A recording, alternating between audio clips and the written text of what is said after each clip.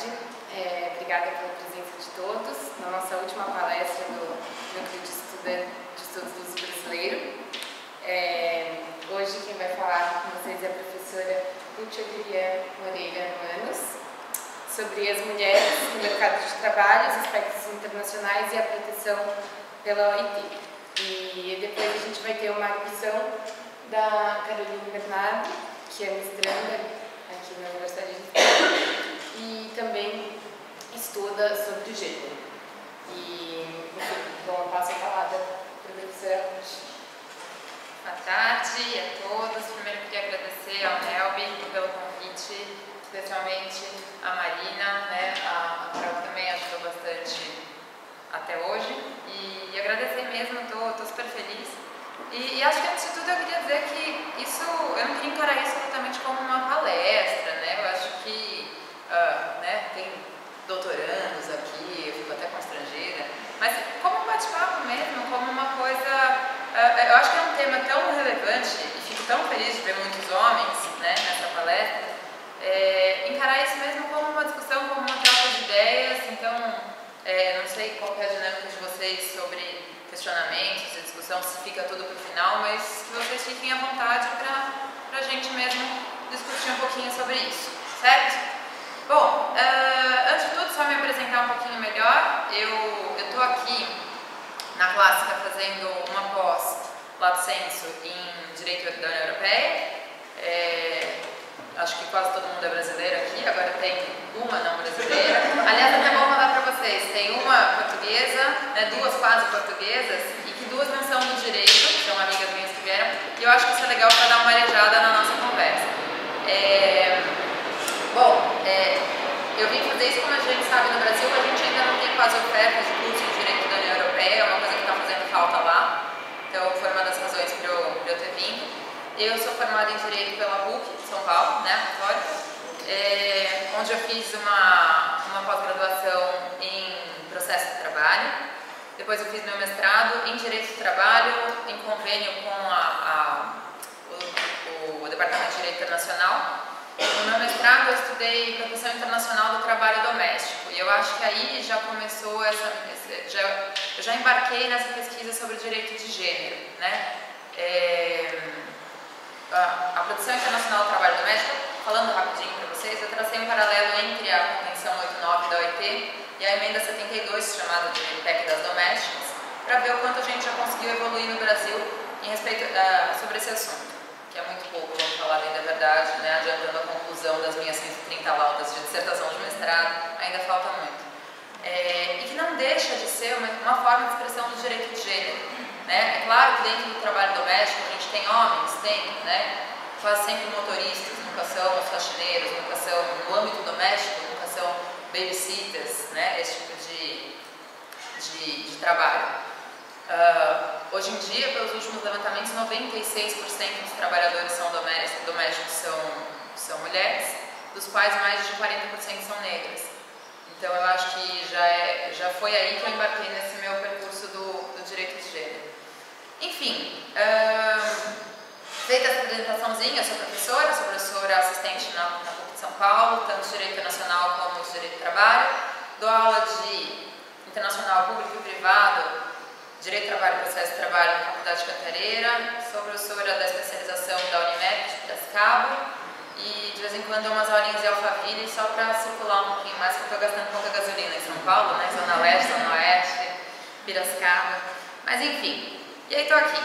Bom, para começar a conversar sobre esse assunto, mulher, acho até mais legal, como eu pedi para a Carol, a gente colocar no plural, mulheres. Depois que eu pensei nisso na palestra que a gente viu no congresso do NEL, na palestra da professora Maíra, é muito importante a gente lembrar dessa questão do plural, não definir mulher como um estereótipo, saber sempre dessa diversidade que existe dentro do gênero, não existe um tipo de mulher só, não existe um tipo de perfil.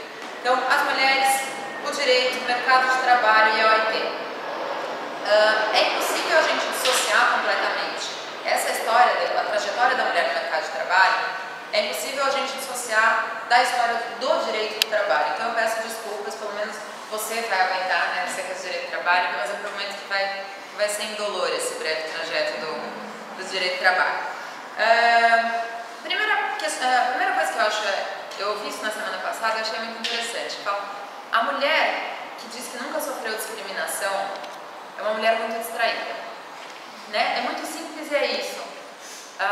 Se a gente começar a prestar atenção no nosso trajeto, em tudo que a gente viu até hoje, a gente situa a discriminação em muitos momentos.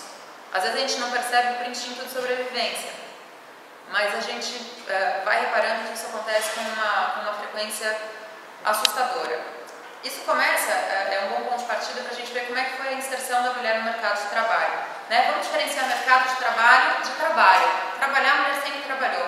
Né? A gente pega as tribos indígenas no Brasil, a gente pode pegar todas as formas mais básicas de sociedade, a mulher sempre trabalhou. Né? Há quem diga que a mulher sempre trabalhou na esfera doméstica, cuidando dos filhos, da alimentação. Há muitas controvérsias a respeito desse estudo, né, de que a mulher não caçava. Tudo isso a gente põe um ponto de interrogação. Será que isso também não é a história que é passada para a gente se convencer do local que a gente deve ocupar ainda hoje? Tem muitos estudos interessantes. Estou com um livro aqui para mostrar para vocês.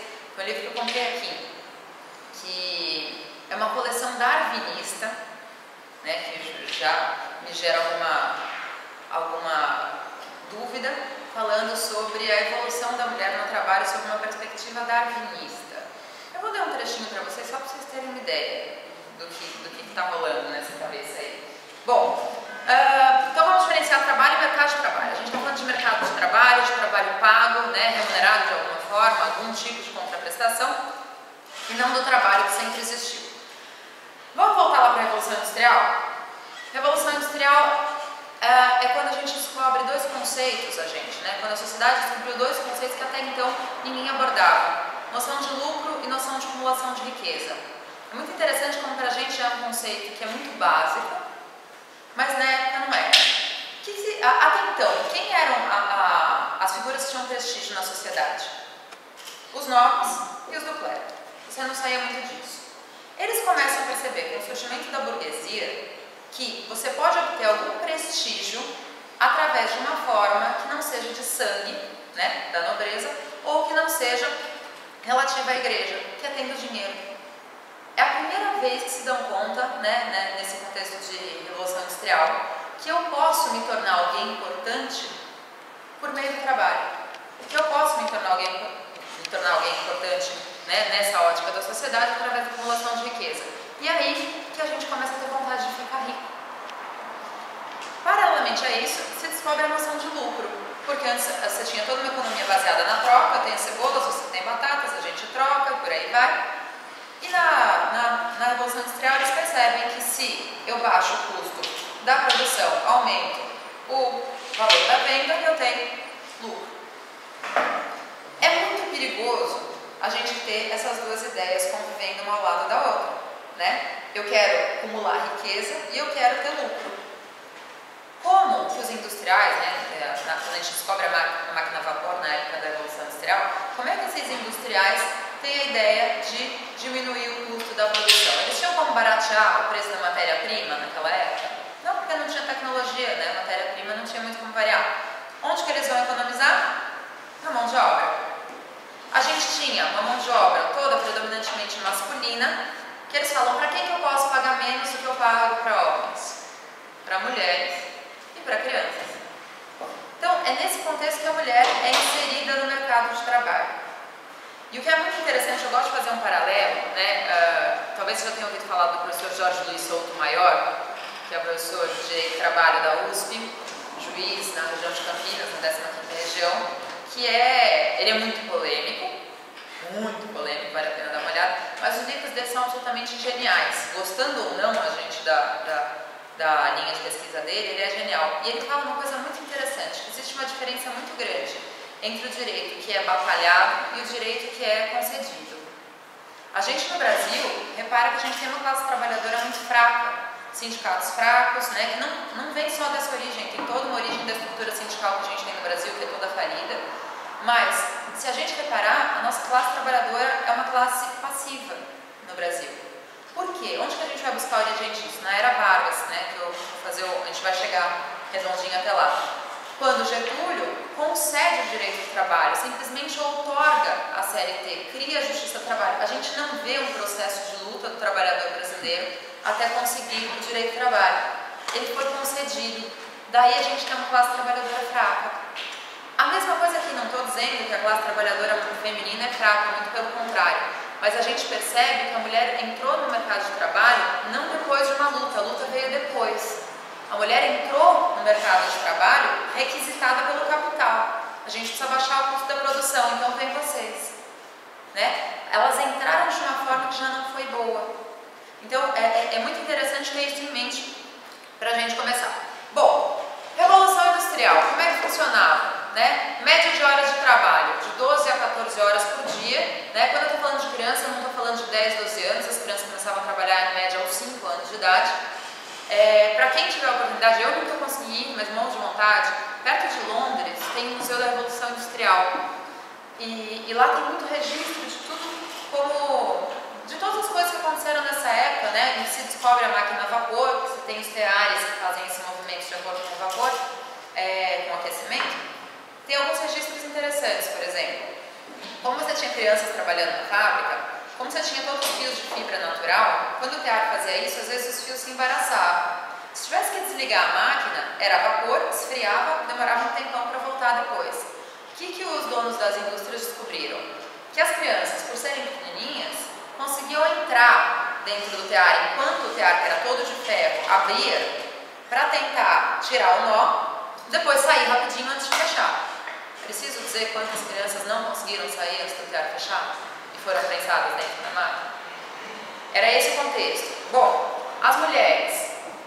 Hoje em dia a gente ainda tem medo de engravidar, né, por muitas razões, mas dentre elas a questão do trabalho, né? Isso porque a gente tem estabilidade da gestante na grande maioria dos países. Então, você engravida, você não pode ser mandada embora. Muito bem. Mas o que acontece? Naquela época tinha isso? Claro que não, né? Não existia direito de trabalho, não existia direito nenhum. O que as mulheres faziam para não perder o emprego na fábrica? Espartilho na barriga, né? Ficavam grávidas e iam forçando o quanto podiam para a barriga não aparecer. Dezenas, centenas de registros de crianças que simplesmente escorregavam para fora da barriga no meio do chão da fábrica, normalmente mortas. Então, é esse contexto no qual a gente está, somado ao fator de que quando se começou a levar as mulheres e as crianças para a fábrica, surgiu o desemprego masculino. A gente está num cenário de êxodo rural. Todo mundo que trabalhava na zona rural vem para os centros urbanos para começar a trabalhar nas fábricas. Quando você está no âmbito rural, você ainda planta, então não existia tanta noção de fome. Quando eles vêm para o centro urbano, os homens estão desempregados, as mulheres e as crianças estão trabalhando desse jeito, surge a noção de fome, porque você não tem onde plantar. Então surge a miséria também aí. Acumulado com isso, os centros urbanos não tinham a menor condição de suportar todo mundo que estava vindo. O que começa a aparecer? A falta de saneamento básico e todas as pestes, peste negra, né, a febre bubônica, todas essas começam a surgir nesse cenário. Muito bem, a gente dá um passo adiante e vamos para a Revolução Francesa, 1789. Lemas da Revolução Francesa, né? O fundamental que todo mundo conhece: liberdade, igualdade, fraternidade. Adoro a Revolução Francesa, né? Todos nós adoramos, graças a Deus, especialmente nós brasileiros que estamos nesse contexto que, com o legislativo que a gente tem, o executivo que a gente tem, pelo menos a gente ainda tem o judiciário. Agora, a gente precisa analisar liberdade, igualdade e fraternidade sem os olhos de romance que a gente tende a ter quando pensa em Revolução Francesa. Paralelamente a isso, a gente tem o laissez-passer e laissez-faire. O que quer dizer isso? Deixe passar, deixe fazer. A gente está com a Revolução Industrial, primeiro querendo o quê? Direitos civis e políticos. A gente está querendo que o Estado pare de se meter nos nossos assuntos. A gente quer que o Estado deixe passar, deixe fazer. A gente quer a chamada inércia estatal. Muito bem. Imaginem esse contexto no qual a gente estava, desse caos social que se instaurou com a Revolução Industrial, associado à Revolução Francesa, pedindo que o Estado fique cada vez mais passivo. É uma bomba, né? Que vai cada vez piorando. Antes de voltar para essa questão, vamos falar um pouquinho, até que a professora Maíra falou no Congresso da NELB, sobre a Olympe de Gouges, que é engraçado, a gente ouve tanto falar dos grandes líderes da Revolução Francesa, né? E a gente nunca ouve falar dela, a gente sabe muito pouco sobre ela. Olympe de Gouges era escritora, historiadora, jornalista e uma das primeiras feministas francesas. Ela lutou, né? Estava ali na linha de frente da Revolução Francesa. E quando surgiu a Declaração dos Direitos do Homem e Cidadão, que a gente acha muito bonita, eu confesso que deixei de achar tão bonita depois de aprender essa história, e desculpe se eu fizer isso com mais alguém hoje, mas a Olympe de Gouges, ela fez um outro documento paralelo à Declaração dos Direitos do Homem e Cidadão, que era a Declaração dos Direitos da Mulher, 1789, que eu aposto que quase ninguém estudou, quase ninguém ouviu falar. O que eu acho mais legal foi que ela dedicou a Declaração dos Direitos da Mulher à Rainha Maria Antonieta. Nossa, mas ela não era uma mulher da Revolução? Ela dedicou dizendo o seguinte: dedico à Rainha Maria Antonieta, que não é nada além de uma mulher oprimida como todas as demais. Então eu acho que já começa aí, né? É muito bacana. E tem um trechinho que eu queria ler para vocês da Declaração dos Direitos da Mulher, que tem muito a ver com o trabalho. Em que ela diz o seguinte: a mulher nasce livre e mantém-se igual ao homem no direito. O princípio da soberania reside na nação, ou seja, na reunião de homens e mulheres. Todas as cidadãs e todos os cidadãos iguais diante da lei. Gente, alguém achava que um homem e mulher era igual diante da lei em 1789? Devem ser igualmente admitidos em todos os cargos, em todos os postos e empregos públicos, segundo sua capacidade, sem outra distinção, sem ser sua virtude ou seu talento. Se a mulher tem o dever de subir ao cadafalso, né, para ser guilhotinada, também deve ter o direito de subir à tribuna. Bonito, né? 4 anos depois ela foi guilhotinada. É muito simples ver isso. Em 1793 ela é guilhotinada, né, por todos os líderes da Revolução Francesa apoiaram que ela fosse guilhotinada. E o que eu achei no registro, eu pesquisei isso para minha dissertação de mestrado, tem um registro de que a última frase dela, antes de ir para a guilhotina, foi Enfants de la patrie, vengerez ma mort. Então ela diz, filhos da pátria, vocês vingarão a minha morte. E eu acho que meu ascendente em câncer já está começando a ficar forte, eu fico emotiva quando eu penso nessas coisas. Mas a gente está aqui hoje, né, 200 anos depois, mais de 200 anos depois, é uma forma ainda de vingar essa morte, né? Essa discussão nossa, é triste pensar que mais de 200 anos depois a gente ainda precisa discutir tudo isso. Mas ao mesmo tempo, quando ela pede que vinguem a morte dela por ter escrito isso, a gente está aqui hoje não é nada além de uma forma de continuar vingando essa mentalidade que cada vez mais deixa a mulher à margem da sociedade. Bom, deixa eu pegar esse livro aqui, que a gente esqueceu de licença, né?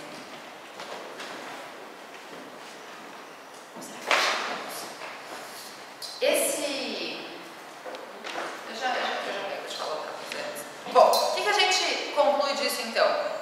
Igualdade, liberdade, fraternidade, para quem? Na Revolução Francesa. A Declaração dos Direitos do Homem e Cidadão é homem mesmo, é no gênero masculino, isso não diz respeito a nós. É triste, mas é verdade pensar nisso, né? Então, igualdade, liberdade e fraternidade relativas, né? Vamos ver até que ponto que a gente vai. Pesquisando para a minha dissertação também, eu encontrei um dos momentos de êxito, assim, de completa loucura na minha vida. Quando na minha casa, eu moro no Brasil, eu, meu pai e minha mãe, e na minha casa, graças a Deus, tem mais de 3.000 livros. E um dia eu estava fazendo uma faxina lá e achei um livro muito velho, que eu surtei, virei uma madrugada lendo aquele livro. Chama La Femme et le Droit, A Mulher e o Direito. Um livro de 1884, de um jurista francês, em que o que é interessante é observar que ele só fala da mulher na ótica do direito de família. A mulher só existia no direito de família. Mas ele faz uma crítica aqui que eu fiquei encantada de ver em 1884. Ele diz o seguinte: existe uma questão relativa ao direito das mulheres, o que quer dizer que a condição das mulheres não é aquela que deveria ser. As leis e a opinião que prevalecem consideram ainda uma mulher como uma personalidade de segunda ordem, eu adoro essa expressão, uma personalidade de segunda ordem, cujo único destino é satisfazer os direitos do homem, os desejos do homem, e servi-lo.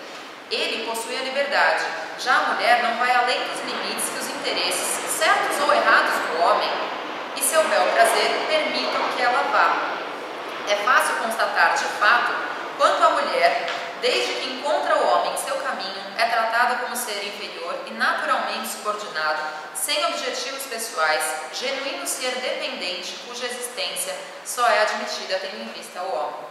Em 1884. E a gente começa a pensar o quanto será que a gente evoluiu de lá até aqui, né? Vamos ver o que a gente conclui. Bom, voltando àquele cenário da Revolução Francesa, associado ao cenário da Revolução Industrial, a gente tem um completo caos. Era uma situação que já estava complicada, que associada à inércia estatal só piorou. Então, a gente está aí no começo, 1810, 1815, né, nesse final de Revolução Francesa, mas em 1848, Marx e Engels publicam um manifesto comunista, né? Começam aí a situar a luta do proletariado contra a burguesia, a luta de classes. Em 1891, vem a Igreja Católica, o Papa Leão XIII, com a encíclica Rerum Novarum, que é muito legal, né? Então é legal a gente pegar tanto o polo da extrema esquerda e a Igreja, não vamos situar a Igreja nessa encíclica como uma entidade de direita, porque definitivamente nesse contexto não é, mas uma entidade clássica como a Igreja Católica, em 1891, traz a encíclica Rerum Novarum. Rerum Novarum em latim quer dizer coisas novas, onde eles citam a chamada questão social. O que é a questão social? Esse caos que você tinha, mulher trabalhando, criança trabalhando, jornada de trabalho louca, miséria, fome, peste, desemprego. A questão social é situada pela encíclica Rerum Novarum, que começa a falar da importância da classe trabalhadora, da distribuição da riqueza e da justiça social. É com ela que começa a doutrina social da Igreja Católica, que existe até hoje, né? E no Brasil, em alguns movimentos com alguns padres importantes, especialmente no Nordeste do Brasil, teve uma força muito grande. Então a gente começa aí a repensar essa questão: será que o Estado tem que ser tão omisso, tão inerte quanto a Revolução Francesa queria? Ou será que a gente precisa de um Estado que preste uma tutela, de um Estado que cuide de uma certa forma desses indivíduos que são vulneráveis? Não vale falar Evelyn, né? Evelyn não vale. Se vocês tiverem que chutar qual foi o primeiro país do mundo, quem souber não fala, tá? Deixa quem chutar. Qual foi o primeiro país do mundo a incluir direitos trabalhistas na sua Constituição? O que vocês chutariam? Estados Unidos, a gente ouve França, a gente ouve Alemanha e tal, e ninguém nunca imagina que foi o México, né? 1917, Constituição Mexicana, a primeira Constituição que prevê direitos trabalhistas. Na sequência, 1919, Constituição de Weimar, na Alemanha. Aí, em 1919, também surge a OIT, Organização Internacional do Trabalho. 1927, Carta del Lavoro de Mussolini. 39, surge a Justiça do Trabalho no Brasil. 43, a CLT, tá? Então a gente consegue fazer uma voltinha até falar naquilo que eu falo, naquilo que eu mencionei, que o direito do trabalho no Brasil foi concedido, de certa forma, como a mulher foi simplesmente chamada para o mundo do trabalho, sem que isso representasse uma efetiva emancipação do gênero, certo? Bom, esse contexto aí da origem do direito do trabalho associado à inclusão da mulher no mercado de trabalho. A gente passa então ao cenário mais atual. O que eu acho muito importante é que primeiro a gente identifique e aceite a ideia de que a discriminação da mulher em todas as esferas, hoje especificamente no mercado de trabalho, existe. A mulher é completamente marginalizada ainda e discriminada no mundo do trabalho. Mas olha para essa sala, tem tantas mulheres aqui, né, doutorandas. Faz sentido a gente falar isso hoje em dia? A gente olha para as salas de aula, tem mais mulher do que homem. Será que ainda existe essa discriminação mesmo nos meios de ensino? Gente, o maior perigo que a gente corre é estar nesse meio que a gente vai, por muita sorte, né, e por muito trabalho, ficando mais intelectualizado, e a gente se iludir que isso é uma realidade de todas as mulheres. Esse é o maior perigo, né? Eu acho que no Brasil a gente não precisa ir até o sertão do Nordeste para ver que a mulher não está incluída no mercado de trabalho. Vai até a periferia de São Paulo, né? Vai até o interior de São Paulo, não precisa ir muito longe. É uma realidade assustadora. Eu imagino que aqui na Europa também, acho que em Portugal, se você for para qualquer aldeia aqui um pouquinho mais, você vai ver que a mulher não estuda, você vai ver que a mulher ainda está em casa. Então, primeira coisa, a gente precisa ter a noção de que essa segregação existe.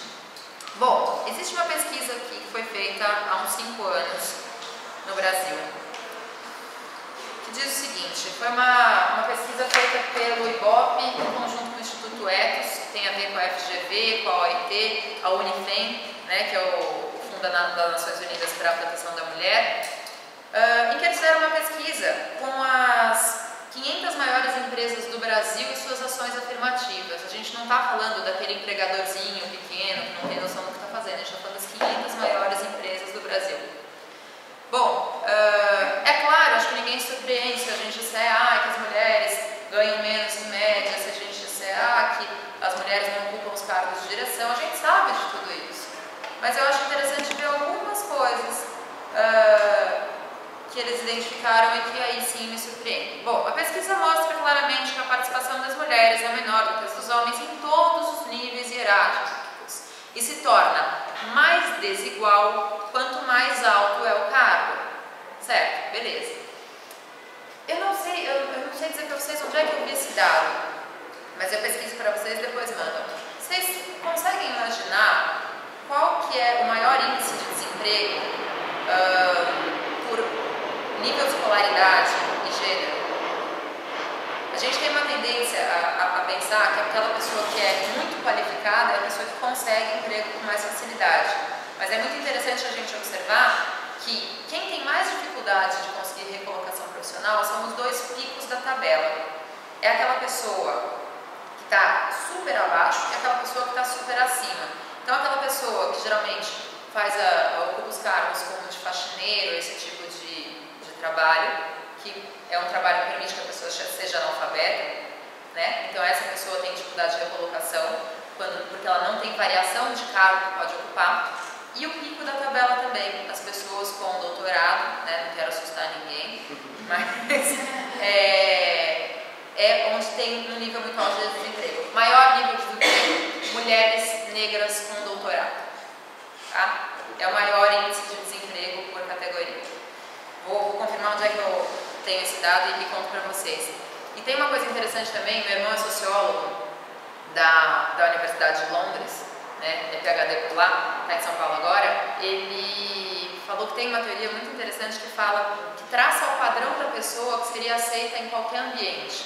A pessoa que seria aceita em qualquer ambiente é um homem, é branco, é heterossexual, é europeu e é magro. Esse é o perfil da pessoa que tem a menor probabilidade de sofrer qualquer tipo de discriminação. Do outro lado, a gente tem então uma mulher negra, latino-americana ou africana, homossexual e obesa. Isso foi engraçado que uma vez eu falei isso numa sala de aula e uma aluna falou: gente, sou eu! E era mesmo! E é uma aluna formada, querida, advogada, e ela é mesmo, ela é tudo isso. E é muito interessante observar como parece tão simples, mas a gente vê que existe os 2 padrões extremos, né? O meu irmão brinca, ele fala, bom, pelo menos latino-americano eu sou, como sociólogo, para vivenciar um pouquinho da discriminação. Mas é interessante a gente começar a pensar em quantos desses padrões eu me encaixo, sabe? Para a gente sentir um pouquinho mais na pele. E a gente vê que faz sentido se você for colocando na sua conta, se você é mulher, se você é homossexual, se você é obesa, se você é latino-americana, a gente vai vendo que realmente a gente sente todo dia um pouquinho, né? Então a gente sabe que o índice de desemprego é muito alto nessa esfera. Deixa eu olhar a hora aqui, tá tudo bem. Mas o que me surpreendeu foi o seguinte: a gente tem uma proporção de que para cada 10 diretores homens, a gente só tem 4 diretores negros, para cada 10 diretores homens, a gente tem uma diretora mulher, e para cada 100 executivos brancos, a gente tem 4 executivos negros, nessas 500 maiores empresas do Brasil. Mas isso não é surpresa, não é surpresa. A surpresa é saber que mais de 40% dos presidentes das empresas dizem, sem nenhum constrangimento, de que essa é a realidade normal, que é o cenário aceitável e que não existe efetivamente nenhuma política ou nenhuma preocupação da empresa em mudar esse quadro.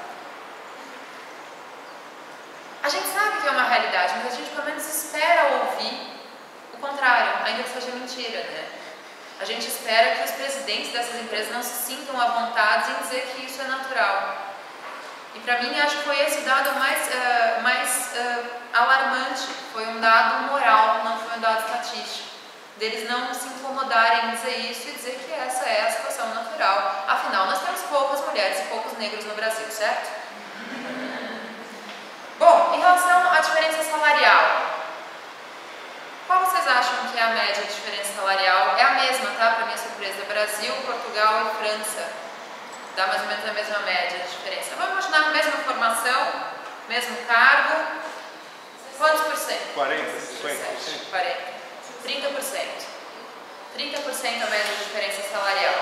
E a gente pensa, mas é claro que uma empresa grande, uma empresa, vamos imaginar, escritório de advocacia. Escritório de advocacia não pode dizer que um advogado júnior vai receber mais do que uma advogada júnior. Claro que não, nenhuma empresa é boba de fazer isso, que daqui a pouco o Ministério Público do Trabalho aparece lá e entra com uma ação bonitinha. Ninguém vai fazer isso. Então tá, no mesmo cargo a gente recebe a mesma coisa. Então como é que acontece a discriminação? Através da possibilidade de promoção, né, gente? Essa é a forma mais velada. Você entra com um homem na empresa na mesma época, no mesmo cargo, recebendo o mesmo salário, você vê quem vai ascender na carreira antes.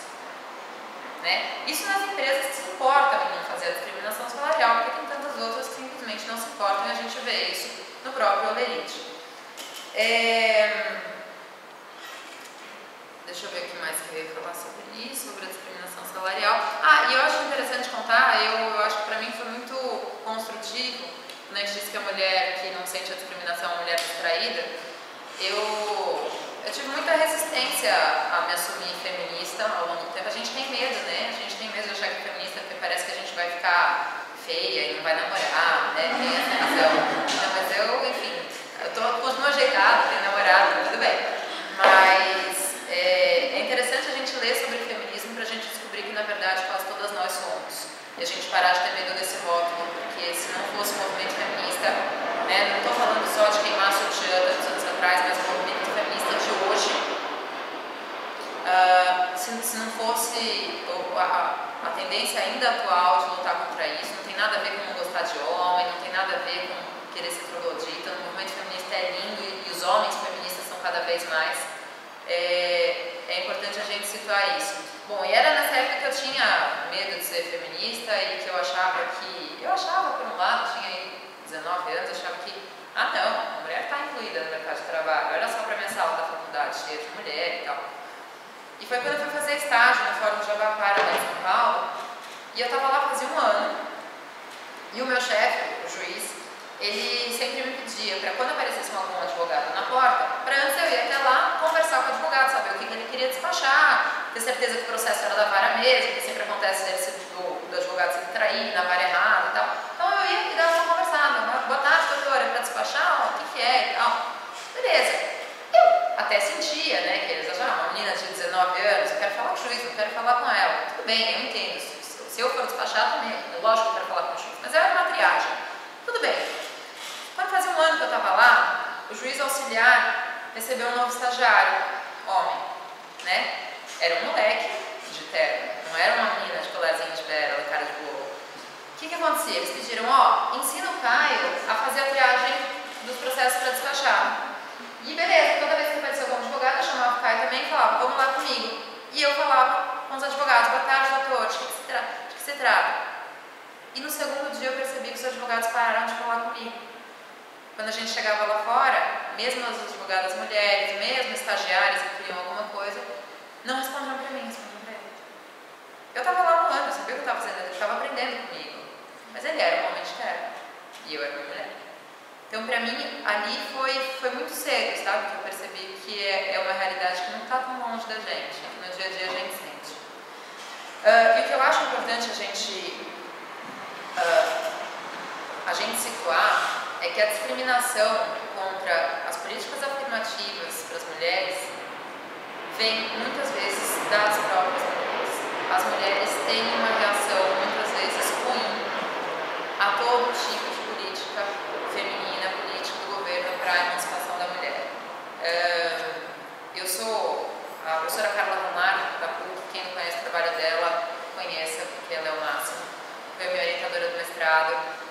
assistente dela lá na PUC até hoje. Ela, toda vez que a gente chega, eu sou assistente dela há 5 anos, quando ela vai dar aula de estabilidade da gestante, quando ela vai dessa aula, toda vez ela suspira, olha para mim, olha para os outros assistentes e fala: hoje vai ter.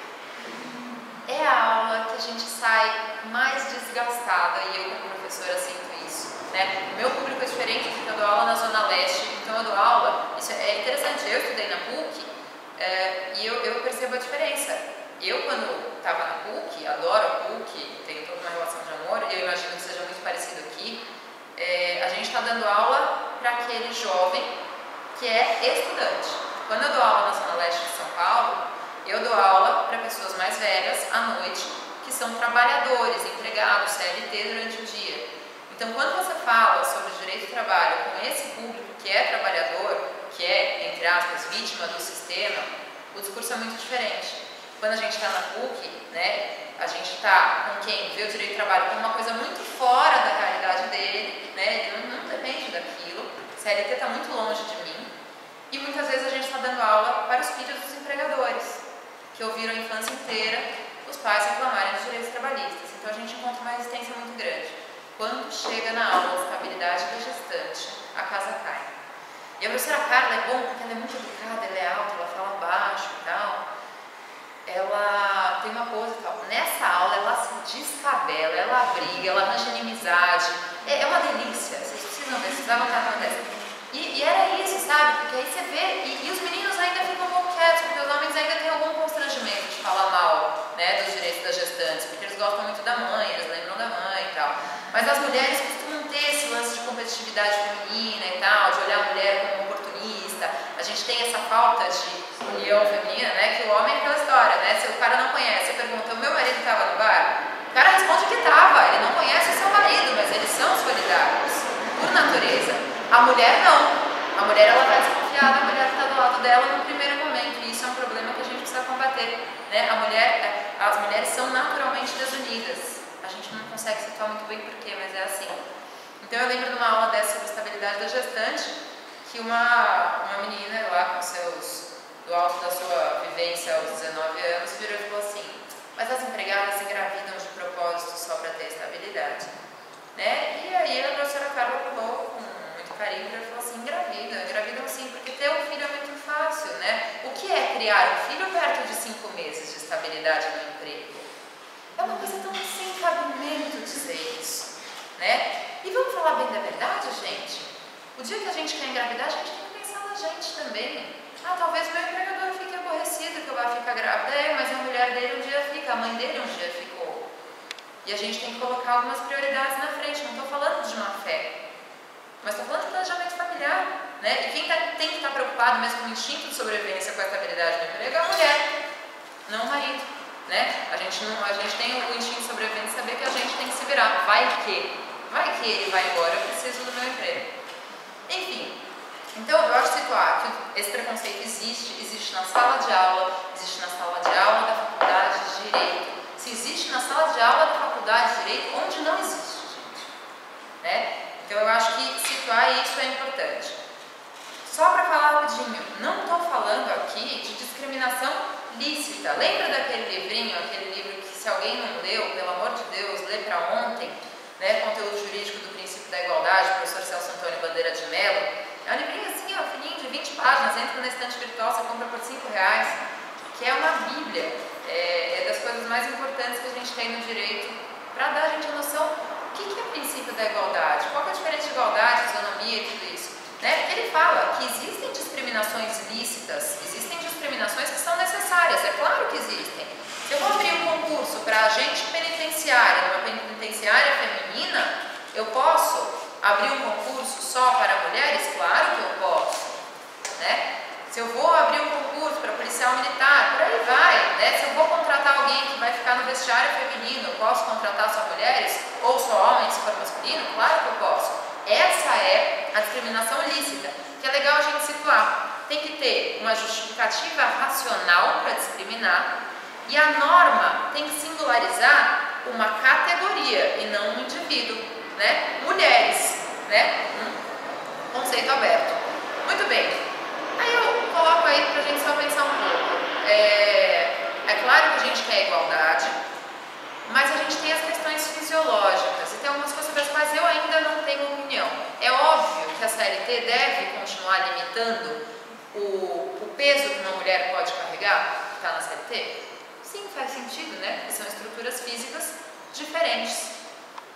Agora, uma coisa que eu não tenho opinião, se alguém tiver depois me conta, é sobre serviço militar. A mulher deve ser incluída no serviço militar também obrigatório? A gente tem alguns países que já são, né? Em Israel tem mais algum país que... Suíça. Suíça? Obrigada. Será que deve ou não? Talvez deva, né? Ah, mas a gente vai colocar a mulher tem que se alistar aos 18 anos obrigatoriamente? E se ela está grávida? E se ela tem filho? Então a mulher que já tem filho não precisa se alistar. Pô, mas e se o cara tem filho, ele também não tem direito de não se alistar porque ele é pai? Então é uma problemática, né? É muito interessante, não é simples. Eu não tenho uma conclusão sobre isso, mas é uma questão para a gente pensar. Bom, vamos falar rapidinho sobre as questões que ainda impedem a emancipação da mulher no mercado de trabalho. Primeiro, questões intelectuais. Claro que eu não estou dizendo que a mulher intelectual é mais fraca, estou dizendo que a gente tem problemática de formação e de acesso ao estudo. Essas são as questões intelectuais que eu falo, né? A gente sabe que muitas vezes as mulheres engravidam jovens, né? A família quer que ela fique em casa para ajudar nas tarefas da casa. Vamos pensar aí numa dimensão mundial, não numa dimensão da realidade de quem está nessa sala. A mulher fica para ajudar a mãe com aquela penca de irmão que tem, enquanto o filho vai indo, né? Vai para a escola, aos trancos e barrancos ele se forma. Então a gente ainda tem sim uma diferença muito grande de formação e de estudo. A gente tem as questões biológicas, tem gravidez e maternidade, né? São razões de discriminação nos dois sentidos. A discriminação lícita, por exemplo, uma mulher que está grávida não pode trabalhar como operadora de raio-x, claro, para proteção do nascituro, beleza, é uma discriminação lícita pela questão da gravidez. Qualquer outra não. Certo? Eu tenho uma amiga que é advogada trabalhista, foi numa entrevista no escritório de direito do trabalho, né? Chegou na entrevista de trabalho, uma aliançona bonita, que ela estava noiva, uma aliança bonitona, e aí o dono do escritório falou assim: que legal, você está noiva? Ela falou: estava toda animada, os preparativos do casamento dele. Ah, que legal, e você pretende ter filhos? É uma pergunta tão adequada a uma entrevista de trabalho, diz tanto a respeito de uma mulher, né? E é claro que ela que sonha em ter uma penca de filhos falou: não, detesto criança, não suporto. Ainda bem que ela foi chamada no escritório, não foi nisso. Mas enfim, a questão da gravidez, da maternidade, da amamentação, todos os direitos daí subsequentes, né? Tem uma autora chamada Mirla Cisne, que não é de direito, que eu usei bastante na minha dissertação, que ela fala sobre divisão sexual do trabalho, é um nível de... eu acho que ela é assistente social, mas ela diz o seguinte, ela fala: a divisão sexual do trabalho é uma das formas centrais para a exploração do capital sobre o trabalho. Essa divisão segmenta os trabalhos de homens e de mulheres e hierarquiza tais trabalhos de forma a subalternizar os que são considerados naturalmente femininos em relação aos considerados naturalmente masculinos. A divisão sexual do trabalho resulta de um sistema patriarcal capitalista que, por meio da divisão sexual, o trabalho confere às mulheres baixo prestígio social e as submete aos trabalhos mais precarizados e desvalorizados. Alguém tem dúvida de que isso é uma realidade? Esse livro é recente e é muito bom. Deixa eu achar um livro aqui que eu quero mostrar para vocês o que esse ano fala. Comprei aqui, viu? Ó, 2 euros. Ainda bem que foi só 2. Bom, vamos lá. Perspectiva evolutiva das mulheres no mercado de trabalho. O autor é um norte-americano, professor de Direito no Michigan. Tem uma parte aqui que eu acho bacana, que ele fala o seguinte. Ele fala: a maioria das feministas admite que uma das principais razões pelas quais as mulheres não têm rendimentos extradomésticos iguais aos dos homens é a de que optaram por um maior nível de satisfação na esfera doméstica. As mulheres, ele diz, as mulheres investem mais do que os homens a nível doméstico e obtêm mais de volta. Investem menos a nível extradoméstico e recebem menos de volta. A autoestima dos homens está muito mais intimamente relacionada com o sucesso profissional. emocional do que com e a autoestima das mulheres está mais relacionada com o sucesso nos relacionamentos sociais. Em suma, os sexos têm diferentes definições do sucesso na vida. Uma das principais razões por que os homens detêm um número desproporcional dos empregos de rendimentos mais elevados é a de que eles têm um maior compromisso com o mercado de trabalho. As mulheres dão menos importância à escalada de hierarquias e às formas objetivas de reconhecimento, tais como dinheiro, estatuto e poder, do que os homens. Elas atribuem mais importância a um nível elevado de envolvimento com seus filhos. Essas conclusões estão de acordo com a teoria evolutiva, com os fatos biológicos, com os dados psicológicos. É simplesmente o caso de que as mulheres tendem a encaixar o trabalho com as famílias, enquanto os homens tendem a encaixar as famílias com o trabalho. 2 erros. Eu queria ver de que ano é isso, vamos ver se a gente descobre. É um livro antigo, de 2001. De 2001 ainda era assim. Bom, a gente volta aí nesse assunto. Mas eu juro que eu estou acabando, tenho ainda 3 minutos, vou falar bem pouquinho. Bom, eu volto sempre ao assunto das tarefas domésticas. Deixa eu mostrar uma coisa aqui para vocês. Eu pesquisei muito isso, né? Minha dissertação de mestrado foi sobre trabalho doméstico, mas é impossível dissociar o trabalho profissional doméstico, né, as trabalhadoras domésticas, da questão feminina. Porque eu tive um momento de um insight, né, quando eu ouvi numa palestra uma pesquisadora dizer o seguinte, ela fala, a mulher nunca foi emancipada, né, eu falei isso agora há pouco, ela foi revisitada pelo capital. Beleza, ninguém nunca acreditou que as mulheres são realmente capazes, elas foram puxadas porque elas eram mão de obra mais barata. E o que ela diz é o seguinte, as tarefas domésticas nunca foram, né, especialmente no Brasil, nunca foram redivididas entre homem e mulher quando a mulher passou a ir para o mercado de trabalho. Né, a famosa dupla jornada de trabalho que a mulher tem e tal. A gente fala, não, mas isso não é uma realidade. Eu penso na minha irmã que é casada, né? A minha irmã é casada, é executivona, não sei o que, o marido dela também, os dois trabalham fora, os dois ganham bem. E de fato, a minha irmã faz muito mais em casa do que o marido dela. Por que ela não faz muito mais em casa? Porque tem uma empregada doméstica, claro, eles têm dinheiro para pagar. Houve uma emancipação da mulher ou houve uma delegação do serviço doméstico para outra mulher mais pobre e mais negra? É isso. A mentalidade da tarefa doméstica, né? Na Europa a gente começa a ver isso, não porque eles são muito mais evoluídos do que a gente, mas porque aqui a empregada doméstica é mais cara. Então você começa a ter uma divisão das tarefas domésticas entre o homem e a mulher, simplesmente porque a coisa fica insustentável.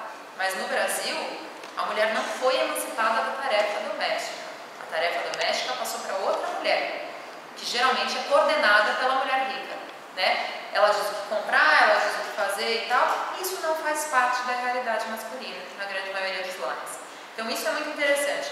E uma vez a professora Fabiola Marques, que é fantástica da PUC também, ela é presidente da Comissão da OAB para o Direito da Mulher e do Direito Afetivo, ela é fantástica, ela falou uma coisa que para mim foi uma dessas mudanças de visão da vida, sabe? Ela fala, quantas vezes a gente ouve uma mulher dizer, uma mulher que trabalha fora e tudo, dizer, não, meu marido é ótimo, ele me ajuda muito em casa. Me ajuda, o problema é com o verbo, né? Ajudar, porque quando você diz que ele ajuda, você assume a tarefa como sendo sua. Ele não te ajuda nas tarefas de casa, ele faz a parte dele. Né? Eu gosto muito daquela, como é que chama aquela cantora loirinha que está na moda? Aquela do All About the Bass? Ela chama mesmo? Não é a Taylor Swift, Enfim, mas é interessante porque ela é novinha, ela é do Texas e ela tem umas letras super feministinhas e tal, é super bacana. Meghan Trainor. E tem uma música dela nova que chama Dear Future Husband, que é uma carta que ela faz para o futuro marido, que tem uma frase fantástica, ela fala assim, você vai trabalhar das 9 às 5 e eu também, então não espere me encontrar em casa fazendo tortas de maçã.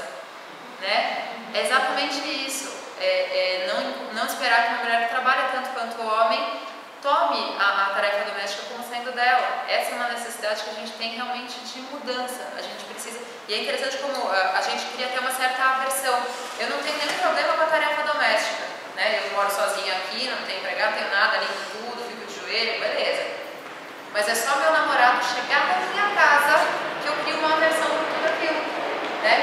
Eu crio uma versão de deixar ele fazendo qualquer coisa quando eu estou fazendo uma tarefa doméstica. É interessante isso. Eu não ligo de fazer para mim, mas quando tem um homem no contexto, parece que é uma questão de sobrevivência a gente mostrar que não vai fazer. De vez em quando eu tenho tudo para fazer um jantar e tal, mas eu sei que ele vem, então eu não faço. Né? Chega aqui, eu estava morrendo de vontade de fazer um risoto. A gente come, sei lá, um resto de queijo, uma salada que tem na geladeira, só porque eu não quero fazer jantar. Mas é isso, é muito louco, né? Só a gente sabe o que a gente sente nessas situações, porque por mais que a gente queira, a gente tem medo mesmo de começar a ser massacrada, dessa atividade começar a ser cada vez mais vista como nossa, nessa estrutura. Bom, dupla jornada de trabalho e tal, a gente sabe disso, tem uma situação do Ricardo Antunes muito boa aqui, que eu não vou ler porque a gente já está atrasado, mas eu queria só ler uma coisa, tem um livro, mais um desses que eu usei para minha dissertação de mestrado, que eu até hoje eu não entendi o livro, né? Dá até vergonha de falar isso, eu usei, mas eu não entendi. É um livro que a autora, na verdade, ela tem uma organizadora que eu acho que é uma assistente social, que ela, acho que em algum âmbito da Igreja Católica, no pastoral e tal, ela começou a colecionar testemunhos de empregadas domésticas. O livro chama Empregadas Domésticas Gritam por Libertação, é um livro de 1990. Mas eu não entendi muito bem que parte que ela escreve, o livro é um pouco confuso, mas ele tem alguns testemunhos, como esse aqui, que é muito simples, vocês veem que a estrutura não é de um livro de direito e tal, mas que é muito bacana. Olha só, ela diz o seguinte: outra coisa, quando a mulher trabalha fora, porque o salário do marido não dá, né, não dá para tudo no mês, portanto ela não trabalha para a sua própria realização, mas por necessidade econômica, ela enfrenta a dupla jornada de trabalho, pois parece que o trabalho doméstico e a preocupação com os filhos é coisa só de mulher. Desde que nascemos, aprendemos que a nossa função é casar, ter filhos, lavar, passar, cozinhar, enfim, atender e servir bem o marido e os filhos. E nessa mentalidade, o homem nunca levanta uma pá em casa, não colabora no trabalho doméstico nem no cuidado com as crianças. Assim, o homem descansa um pouco entre o trabalho e a hora de ir para a cama. A mulher não, está sempre sobrecarregada, não para, vai às vezes até tarde da noite para preparar tudo na casa e poder sair no dia seguinte para trabalhar. Mas ela, quando finalmente vai para a cama, tem de ser uma esposa dócil e amorosa. Os homens precisam saber que estão enganados, não existe mulher fria. O que existe é mulher sobrecarregada, é mulher com necessidades não atendidas, mulher necessitada de carinho, de atenção e de respeito. Não custa nada o homem dividir com a mulher as tarefas caseiras, a preocupação e o cuidado dos filhos, a igualdade no trabalho, a participação na comunidade, compartilhar tudo, sem medo de ficar para trás quando a mulher começa a assumir a liderança. Isso é um testemunho de uma empregada doméstica, né? Então, eu acho que diz muito sobre isso, né? Ela fala de uma forma muito simples sobre tudo que a gente fala aqui, tão floreado juridicamente. Bom, para finalizar, quem quiser anotar, né, quais são o papel da OIT na busca por igualdade de gênero? Eu acho interessante que a OIT tem uma frase, acho que no seu estatuto mesmo, que diz: o princípio da não discriminação é o direito fundamental dos trabalhadores. Então ela diz inclusive que a emancipação da mulher no mercado de trabalho também é um direito dos homens, né? Porque se você observar isso na ótica que deve ter hoje de direito de família, o homem também tem que se preocupar com o direito de que a mulher não seja discriminada, para ter uma estrutura familiar boa e equiparada. Então a gente tem Convenção número 100 de 1951 da OIT sobre igualdade de remuneração entre a mão de obra masculina e feminina por um trabalho de igual valor. Convenção 111 de 1960, que determina a formulação e aplicação de políticas que promovam a igualdade de oportunidades e de tratamento em matéria de emprego e profissão. Convenção 156 de 1981 sobre igualdade de oportunidades de tratamento para trabalhadores e trabalhadoras com responsabilidades familiares. Isso é um avanço muito grande quando você considera que a responsabilidade familiar não é exclusividade da mulher, né? Trabalhadores e trabalhadoras com responsabilidades familiares. Convenção 183 de 1988 sobre proteção à maternidade, e eu incluiria ainda nesse rol a Convenção 189, que é sobre o trabalho doméstico, que não deixa de ser uma forma de proteção da mulher no mercado de trabalho. Bom, gente, o que eu concluo em relação a tudo isso? Primeiro, a gente tem que sempre andar com a certeza de que existe muito preconceito, né? Que as mulheres precisam estar unidas, a gente conta com os homens também, obviamente, mas que essa competitividade entre mulheres, essa desconfiança que sempre existe uma para outra, que é uma coisa quase inerente, a gente parece que foi impregnado, né? Que a gente combata isso cada vez mais. E uma coisa importante, que eu acho que quanto maior é a emancipação da mulher, cada mulher, quanto mais emancipada ela é, maior é a responsabilidade dela de emancipar as demais. Quanto mais a gente evolui na carreira, quanto mais a gente ganha, quanto mais a gente é titulada, quanto mais a gente estuda, a gente não deve falar, bom, então eu estou bem, aqui está tudo jóia, eu pago a minha empregada doméstica. A gente passa a ter uma responsabilidade muito maior de fazer alguma coisa, qualquer coisa, né? Que seja postar no Facebook para conscientizar sua timeline sobre essas coisas. Qualquer coisa que a gente faça para escancarar que essa é uma realidade e que a gente precisa ainda se preocupar com tantas mulheres que estão tão longe de estarem emancipadas. Bom, tem uma frase que até ontem eu postei num texto lá do blog. Eu tenho um blog no Estadão, depois quem quiser perder um tempo com coisas menos interessantes tem lá, fiquem à vontade. Mas eu postei essa frase ontem, essa frase da Virginia Woolf. Ela tem um livro de ensaios feministas muito bom, a gente costuma ler mais romance, mas ela tem esse livro que é muito legal, tem Pocket. Em 1931 ela diz o seguinte: na verdade, penso eu, ainda vai levar muito tempo até que uma mulher possa se sentar e escrever um livro sem encontrar com um fantasma que precise matar ou uma rocha que precise enfrentar. Se é assim na literatura, a profissão mais livre para todas as mulheres, quem dirá nas novas profissões que agora vocês estão exercendo pela primeira vez? Né? Quando eu li essa frase pela primeira vez, eu não escrevia, não tinha blog nem nada, mas realmente essa coisa do fantasma que tem quando a gente escreve é muito louco, porque muitas vezes, eu lembro que outro dia eu escrevi um texto sobre dormir junto e tal, que eu lembro que eu escrevi que o ato de dormir junto tem mais intimidade do que o próprio sexo. Aí de repente eu disse, nossa, será que eu escrevi isso? Meu pai vai ler. Né? A gente tem essas coisas, a gente tem uma fantasminha sempre do nosso lado, né? Do que será que a gente pode falar, o que a gente não pode, o que vão pensar da gente se a gente escrever isso ou aquilo. E é o que ela disse, na literatura, que é a profissão mais livre, porque você está escrevendo, você pode até não publicar, você escreve sozinha, mas o seu inconsciente te diz o que será que eu posso, o que será que eu devo fazer. Se é assim quando a gente está só com a gente, imagina nas outras profissões, né? Quantos fantasmas e quantos obstáculos e quantas pedras não viriam, ela pensou em 1930 e ainda não virão quase 100 anos depois, né? Louco pensar que a gente quase 100 anos de 1930, né? 2015, então 15 anos. Bom, estar incluída e segura no mercado de trabalho, gente, não é importante só a partir da ótica econômica e financeira da mulher. Muito além disso, isso tem a ver com liberdade, com dignidade, né? Eu acho muito bacana a gente pensar, com todas as críticas que existem ao Bolsa Família no Brasil, quem tiver interesse dá um Google, uma reportagem da revista Marie Claire, né, que a gente pensa que é revista só de batonzinho, etc e tal. Tem uma pesquisa da revista Marie Claire sobre a emancipação da mulher através do Bolsa Família no Brasil, em que eles pegam algumas entrevistas que eu lembro de chorar lendo aquilo, de mulheres que apanhavam no marido, que as crianças apanhavam no marido e que simplesmente, como não tinha trabalho onde ela morava e o marido trazia o dinheiro, ela continuava apanhando porque senão as crianças não comiam. E ela passa a receber o Bolsa Família e consegue mandar aquele cara para fora de casa e para de apanhar. Né? Mas não é solução. Não vamos entrar na discussão do Bolsa Família aqui, mas o quão imediato foi isso. Tem uma mulher que conta que pela primeira vez na vida dela, o Bolsa Família está atrelado à mãe, né, que geralmente é responsável pela alimentação dos filhos, e ela conta que com o dinheiro que sobrou, ela gastou R$2, ela fez um luxo com o primeiro batom que ela teve. E como a gente pensa, gasta o Bolsa Família com batom, né? Mas, gente, a gente pensar no papel também do Bolsa Família, da emancipação da mulher, né, em relação a isso, e que essas mulheres não trabalham, né? Eu que lá na Zona Leste eu tenho um monte de aluno que vem do Nordeste, alunos que viveram de Bolsa Família em alguns anos, cujas famílias ainda dependem disso, alunos do ProUni, do FIES, etc e tal, que contam, que eu tenho uma que estava contando isso, ela falou, minha tia mora sozinha com meus 3 primos no sertão da Bahia, numa cidade, ela falou, ela achou emprego, só que o emprego era a 40 quilômetros de lá, e ela não tem quem fique com os filhos.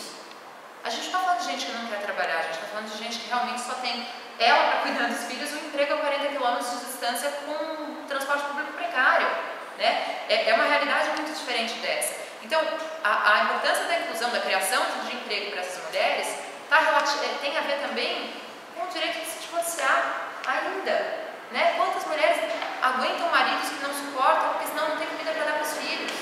Então, a inclusão no mercado de trabalho não é só econômica e financeira, tem a ver com liberdade, tem a ver com dignidade. Bom, para acabar essa conversa aqui, eu termino com Simone de Beauvoir, chovendo numa olhada, porque eu acho que, ao mesmo tempo que a gente tem que lutar por essa inclusão, a gente também tem que saber respeitar o direito da mulher que não quer trabalhar.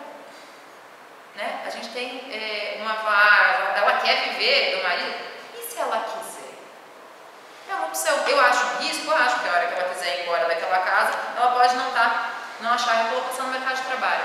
Mas é uma coisa da gente parar de julgar a atitude das mulheres, especialmente nós como mulheres. Ah, mas ela quer viver de prostituição. Acho raro quem queira, mas e se ela quiser? Ah, ela é stripper. Ah, ela não vive das custas do marido. Gente, a gente tem que parar de julgar o comportamento feminino, porque a gente não julga o comportamento masculino exatamente no mesmo patamar. Quando a gente está falando de má fé, de desonestidade e tal, beleza, a gente pode julgar todo mundo. Quando a gente está falando de escolha de formas de vida, a gente tem que parar de julgar o comportamento feminino. A gente tem que entender a liberdade como uma condição essencial de toda mulher, para escolher qualquer caminho. O que elas têm que ter é instrumento para poder escolher qualquer um deles.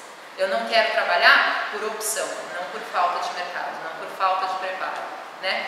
Então, Simone de Beauvoir vem com que nada nos defina, que nada nos sujeite, que a liberdade seja a nossa própria substância. Certo? Obrigada.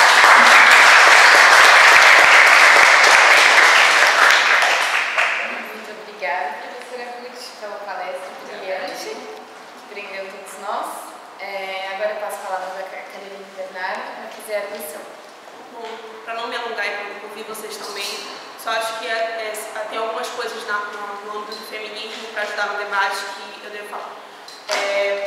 Assim, eu sou feminista, militei durante muitos anos numa organização feminista, ainda milito aqui em Portugal, que é a Marcha Mundial das Mulheres, que é uma organização internacional, enfim, isso não tem muito interesse. Meu âmbito de estudo no feminismo vem desde a graduação, fiz eles chamam de tese aqui, mas a minha monografia foi feita sobre prostituição das mulheres.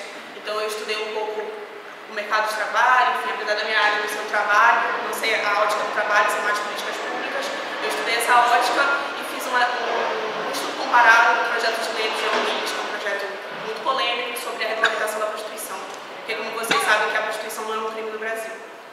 Então eu fiz esse estudo, enfim, minhas 100 e tantas páginas de monografia e vim para cá, para Portugal, para fazer minha tese no mestrado de Ciências Jurídico-Políticas e pretendo também escrever sobre gênero. Talvez continue na área da prostituição ou faça sobre tráfico, que é uma outra vertente da prostituição. Bom, a Ruth falou muito bem sobre tudo isso, principalmente na ótica dela, que é a ótica do trabalho, mas eu acho que tem alguns pontos que pode melhorar o debate e algumas coisas que são interessantes sobre... Pena que a gente não pode ver o vídeo, mas depois eu vou passar o nome do documentário para vocês, quem tiver interesse em olhar esses dados sobre o trabalho feminino no Brasil. Bom, quando nascemos os bebês, quando os bebês nascem, a gente nasce, os meninos também igualmente, os bebês nascem iguais. Só são diferenciados pelo gênero ou não, ou pelo sexo. Esse bebê é feminino, esse bebê é masculino. Ao longo da vida, ao longo da nossa história, somos ensinados e criados por categorias. Então tem o menino e a menina. Então o bebê masculino tem suas roupas diferenciadas, tem uma cor específica, que não é a cor feminina. E se vocês pararem para refletir, toda vez, mas atualmente nem tanto, mas que é mais comum. Mas quando a gente era criança, quando um dos meninos vinha com alguma coisa rosa ou com alguma coisa feminina, chamavam ele de quê? De viadinho, de afeminado, de etc. Então, existe uma categoria positiva no azul, no masculino, e uma categoria negativa no feminino, no rosa. Isso a gente constrói, isso a gente lembra da nossa infância. Esse menino brinca de boneca, até hoje isso ainda é presente. Esse menino é afeminado, ele brinca de boneca. boneca, ele é viadinho, os meninos brincam. Porque a gente lembra da nossa infância, essas brincadeiras, esse trollar o outro, é normal, faz parte da nossa construção. E hoje, dependendo do nível acertado desse trollar, vira bullying, vira perseguição, vira outra coisa. Para que eu estou falando isso? Não é só uma viagem insana. Essas categorias e essa diferenciação sexual entre feminino e masculino, ela é moldada e construída a partir de um sistema, que é o sistema capitalista. Esse sistema que visa o negócio, que é construído na sociedade, que já está construído na sociedade, ele hierarquiza os dois sexos a partir da infância. Mas por que eu estou dizendo isso? Isso não é só alguma coisa na minha cabeça. As feministas estudam isso, as professoras de direito, ciências sociais, todas as áreas, tem muitos pesquisadores nessa área. Por quê?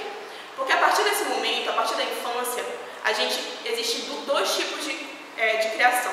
A criação do menino é feita para o ambiente externo. Então, o menino, ele joga bola, ele brinca na rua, ele participa de coisas que tem um ambiente de disputa, que é o futebol, né? Os jogos esportivos e etc. E a menina brinca de quê quando é criança? Brinca de boneca, brinca de fogão. Isso é a noção do quê? A noção de cuidado. A noção que ela nasceu para ser mãe. A gente acha viagem, mas quando ouve os nossos deputados do Legislativo e os nossos senadores, a gente vê que isso não é tão viagem, né? Isso está tão presente. Deles acharem que a mulher nasceu para o cuidado. Quando uma mulher, deputada federal, vai fazer uma fala, quais são os xingamentos? Ou que ela é vadia, ou que ela é aquilo, mas principalmente que ela não deveria estar naquele lugar. Porque o lugar dela é em casa, cuidando do marido. Então, a partir desse momento, dessas brincadeiras, logo na infância, a gente é diferenciada. Então, a partir disso, somos construídas, vivemos a nossa vida e chegamos no tão sonhado momento do vestibular. Que aqui é diferenciado, mas como a maioria é brasileira, a gente faz vestibular, que é como se fosse um exame de admissão para as universidades. E nesse momento a gente escolhe o nosso curso profissional, nossa carreira. Porque geralmente seguimos uma linha linear, principalmente vocês que são da academia, seguimos uma linha linear para a formação profissional. E a partir daí também tem uma diferenciação. A gente vê que quais são os cursos que são hegemonicamente femininos e quais são os cursos que são hegemonicamente masculinos. Então, as áreas de ciências e tecnologia, a gente vê que tem muito homem. E as áreas de cuidado, de educação, tem muita mulher. E a gente vê, principalmente, que os homens que optam por essas áreas de educação e de ensino, eles são marginalizados. Então, um amigo teu que faz pedagogia, o que ele é? Ele é uma bichinha. O que esse menino está fazendo aqui? Ele é louco? Ele é gay. Com certeza ele é gay. Ele é gay, eu só ouço isso. Todos os meus amigos que optaram, não tanto pela área de letras, mas acho que principalmente um curso que eu sempre vejo muita marginalização é o curso de pedagogia, que é o curso de ensino. Porque pedagogos no Brasil são quem faz o ensino básico, etc., que é o ensino secundário, o ensino infantil. E a gente vê essa diferenciação nas profissões. Mas por que eu estou dizendo isso? Justamente para chegar lá onde a Ruth falou. Essas profissões, essa diferenciação e essa hierarquia, principalmente de remuneração. Então, se a área de ciência e tecnologia é uma área boa, que é uma área masculina, é uma área de maior remuneração. E se a área de ensino é uma área ruim e não é boa e não deve ser adequada, você vai dar aula para quê, para criança? Você vai receber mal. Para que você vai fazer isso? Sua mãe fala isso. Quando você tem liberdade para escolher um curso. Quando você tem nível acadêmico para escolher um curso. Isso acaba gerando o quê? Uma divisão sexual do trabalho. Então, existem dois tipos de trabalho.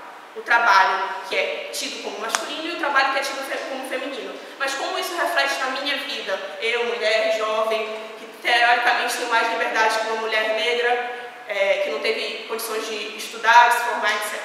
Como isso interfere? De duas formas. Existe uma divisão para o capitalismo, para o sistema, do que é um trabalho bom e do que é um trabalho ruim. Então, o trabalho produtivo, que gera dinheiro, é um trabalho positivo. É um trabalho que gera lucro para o capitalismo. Então, essa mulher que é empresária, ela é muito legal. Adoro ela. Dá dinheiro, gosto muito. Mas a mulher que faz trabalho doméstico não é boa. Ela ganha menos. Graças a Deus, no Brasil, há muita luta também. No Brasil, a gente já tem uma legislação que concede direitos. Apesar de toda a luta das mulheres de classe média, que sofrem muito, coitadas, que não tem mais condições financeiras de ter sido empregada doméstica, né? Onde chegamos.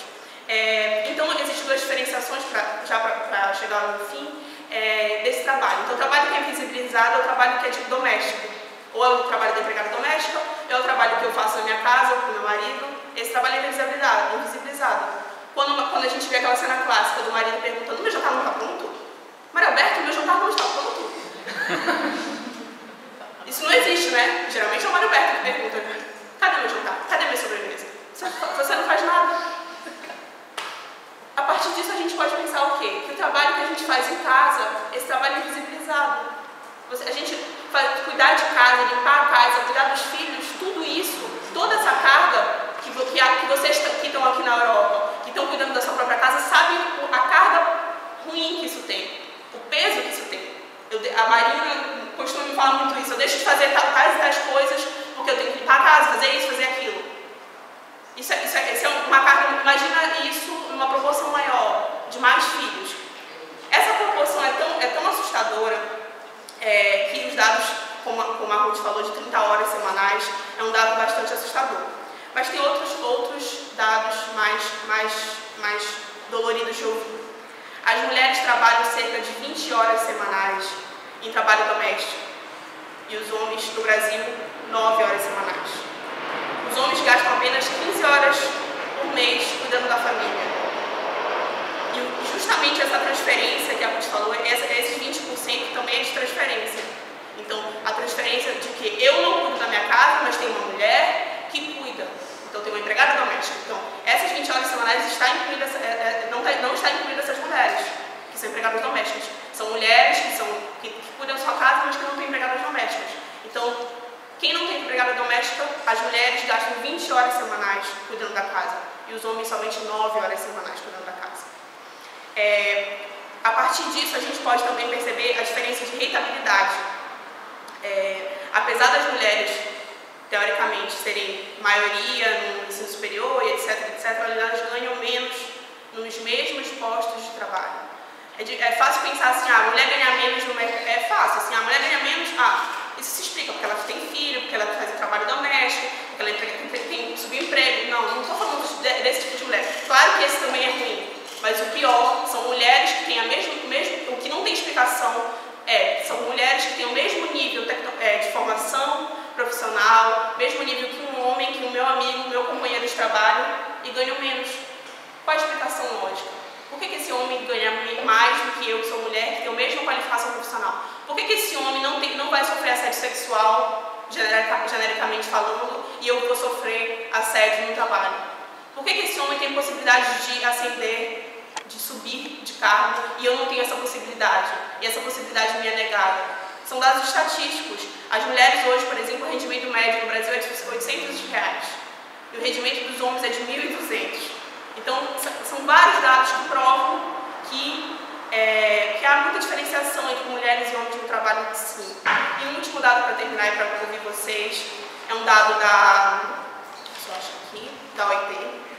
Diz que a gente só vai conseguir a igualdade de gênero daqui a 71 anos, em 2086.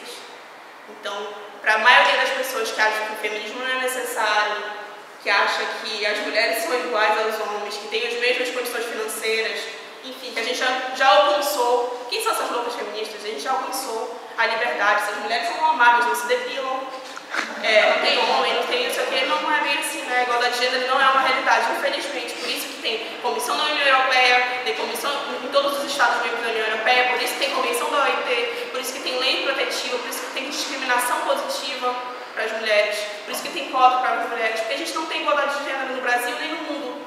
Quiçá no Brasil, que a diferenciação dos outros países ainda é maior por causa da carga do trabalho doméstico, que infelizmente na Europa isso não é tão visível pelo custo que é uma empregada doméstica aqui. E é isso. Eu vou vocês.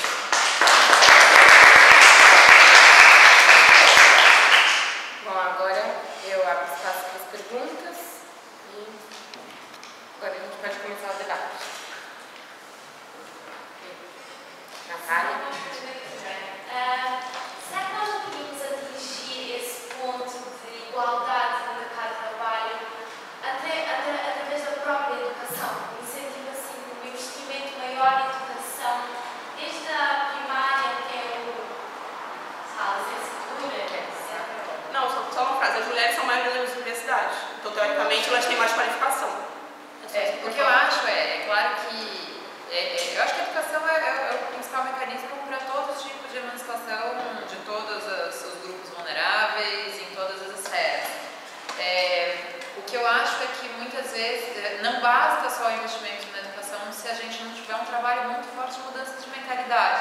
né? Porque a gente sabe que muitas vezes, mesmo que a gente tenha acesso ao ensino, a gente tem a expectativa da família, muitas vezes, de que a gente não deveria sair pelo mundo afora atrás de uma carreira, ao invés de sair do mundo afora atrás de um marido e essa situação. Então eu acho que é indispensável. O investimento na educação é indispensável, mas eu acho que ele, sem uma mudança de mentalidade, a gente acaba voltando para o mesmo ponto. Vai ser sempre uma parcela pequena de mulheres que vai conseguir ter de fato essa independência, e eu acho que o empregador vai continuar com a sensação de que ainda pode discriminar, não só na contratação, mas inclusive no tratamento e no salário, a não ser que tenha alguma entidade de fiscalização rondando as contas da empresa. Alguma observação? Até foi o que você comentou, né? De quando você estava treinando outro estagiário. Eu acho que A gente tinha o mesmo patamar de educação, mas a gente... Quando vocês falam de mudança de mentalidade, é o que eu volto ao que eu falei até no congresso. A própria mudança de mentalidade da mulher. E aí vai entrar no que a Caroline falou. Porque é cultural. Infelizmente, a nossa geração ainda tem resquícios da mulher dependente. Mas é porque... Infelizmente. É o inconsciente coletivo, né? Não vai dizer, o homem quer uma mulher que esteja dentro de casa inteiro cheirando a cebola e alho quando ele chegar. Mentira! Ele não quer. Ele não quer uma mulher que esteja cheirando alho e cebola quando ele chega em casa. Não, mas ele quer uma mulher que não esteja cheirando alho e cebola, que esteja bem cedido, traga dinheiro para casa, mas que tenha deixado um jantar preparado. Já tenha tomado banho, feito uma escova e colocado uma lingerie. Mas quem? Isso aí é o ideal. Brincadeira. Quem coloca um limite? Não, eu não vou fazer um jantar hoje, como você falou, eu não quero fazer um jantar hoje. E é muito ruim isso, né? Até quando a gente vai ter A gente sempre volta no assunto da liberdade. A gente não é livre nem para fazer um jantar quando a gente quer fazer, porque a gente acha que ele pode pensar que eu vou fazer todo dia e vai criar uma relação doente, e daqui a pouco eu vou estar em casa com 7 crianças na barra da minha saia e não vou ser. E eu acho que a mudança de mentalidade não é, talvez não cultural, mas é puxar a responsabilidade. Eu prefiro fazer a minha comida, eu prefiro cuidar dos meus filhos do que deixar na mão do pai ou deixar para que ele faça. E aí você puxa a responsabilidade para você. Mas é uma tendência eterna. Existe uma diferenciação entre mim e uma mulher pobre que ganha o salário básico. Então, eu tenho liberdade, teoricamente, eu tenho uma liberdade maior do que essa mulher. Mesmo eu tenho condições financeiras, eu tenho ensino superior, mesmo assim eu não tenho essa liberdade toda, porque quando eu posto alguma coisa ameaçativa aos homens no Facebook, a minha mãe manda uma mensagem ou um amigo falando assim: Carol, teu namorado vai te largar. Os portugueses são conservadores. Então essa liberdade também não é tão assim. Mas é a mentalidade passada. Mas essa mentalidade não é passada, a Ruth, ela é presente cada dia mais. Eu trabalhei um período aqui, fazendo um serviço não muito bom. E eu, quando eu encontrava na escola, quando eu falava com as pessoas, eu via que aqui em Portugal, assim, eu não fiz o mesmo serviço no Brasil, mas com certeza a ótica era igual. Quando eu tentava falar com uma mulher em casa, se o homem estivesse presente, o homem saía do lugar que ele estava, então você estava no quarto dele, na casa dele, estava no quarto dele ou na sala de estar, ele saía de lá, ia para a porta, para tomar o lugar da mulher, tomar a voz da mulher, e falava assim: não, mulher, deixa que eu resolvo, sabe de nada, não sei o quê. E já havia até estabeações, o homem estapeando, falando: sai daqui, justamente por isso, porque a mulher não tem voz, gente. A maioria das mulheres não tem voz, infelizmente é uma invisibilização. Vocês já viram, tem uma tirinha da Mafalda, que é das minhas preferidas, eu falo: eu só caso no dia que meu marido aceitar que essa tirinha esteja na porta. Que é uma tirinha da Mafalda que chega um vendedor de rua e fala: olá menina, o chefe da família está? Ela olha pra ele e fala: nessa casa não temos chefe, somos uma cooperativa. Exatamente isso, Aí você retorna para a questão da educação, porque realmente, como é que a gente vai colocar mulheres independentes? Elas tendo nível de saber o limite. Mas vamos lá. Se a maioria da sociedade, por que é tão difícil mudar as coisas? Por que esse negócio não muda? A Constituição já diz que é isso, as leis dizem que é isso, mas por que não muda? Porque é construção cultural do mundo. O mundo é patriarcal, o machismo é estruturado na sociedade. Por que a maioria, tal qual o racismo, por que a maioria dos negros jovens são presos por tráfico de drogas? Porque o racismo é estrutural da sociedade. Eu não quero quando eu vou fazer uma entrevista, eu não vou escolher um negro, porque talvez ele tenha dificuldade de, mesmo que eu seja não preconceituosa, mas eu tenho medo talvez o meu cliente tenha preconceito com ele. Tenho medo de contratar um gay porque talvez o meu cliente tenha preconceito com ele. A mesma coisa com a mulher. Se essa mulher engravidar, ela vai me dar despesa. Eu que não quero essa mulher. Se ela vai ser a direção da minha empresa, eu vou depender dela para conseguir lucros, mas talvez ela não tenha tanta qualificação. E se eu pensar que ela tem qualificação, talvez ela engravide. Se ela tiver 2, 3 filhos, eu vou assumir a carga lucrativamente? Não. Isso é interessante. Um amigo meu que tem empresa, ele foi falar com um fornecedor novo no Porto, né? E aí quando ele mostrou a empregada dele que faria promoção, que é uma mulher de Cabo Verde, negra, o dono da empresa olhou e falou assim: ah, mas essa senhora que vem fazer a promoção com os clientes? Ele falou: é. Ele falou: aqui na região o nosso público ainda tem muita resistência, especialmente com mulheres negras. E aí a resposta dele foi: bom, ele falou assim, então que bom que a gente vai ter a oportunidade de começar a combater, eles vão ver que ela é a nossa melhor funcionária.